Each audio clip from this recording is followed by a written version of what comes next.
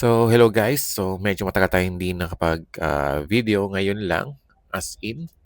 So, gusto ko ituro yun sa mga newbies ngayon. Para sa mga newbies is product sourcing 101. Kung gusto nyo, seryoso kayo sa product sourcing. Ito yung gusto nyo. Ito talaga, ang gusto nyo talaga ma-startan as a yung niche nyo. Kung nagsa-start kayo, gusto mag-work online or magiging VA. So, ito yung mga tips ko sa inyo. So, first is kailangan nyo aralin yung Amazon abbreviations and jargons. Yung FBA, FBM, prep, and gating. Dapat alam nyo yan. You can use Google and ChatGPT on this one.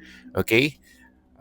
Second is master your sourcing tools. So, dapat alam nyo yung Kipa, RevSeller, Easy Insight, and SellerAmp.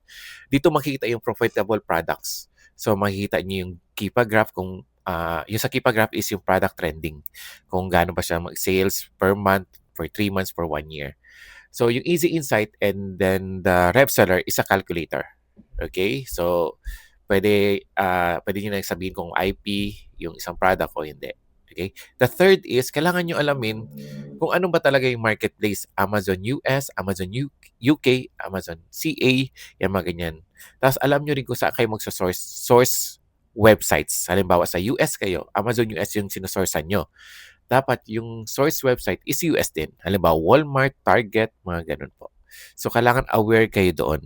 So, magkaiba po yung Amazon UK. Sasabihin ko na, Amazon US, Amazon CA. Iba-iba yung way ng sourcing nila. Okay? Next na natin tatakil yon.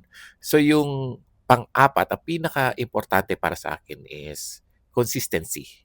Okay? Kahit gaano ka kagaling sa tools, kung minsan ka lang mag-source, wala rin mangyayari. Okay? Product sourcing is a number game. Yun po totoo. The more you scan, the more you win. Okay? Consistency and sipag.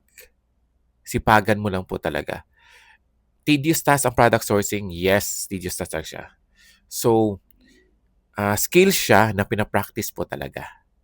Okay? So, mga newbie dyan, huwag kayo mag-alala. May marami pa tayong tips na ibibigay. Pero as of now, yan muna ang ibibigay ko. So, kung may question kayo, anything, comment down below. Try ko sagutin. Okay? God bless and see you sa next video.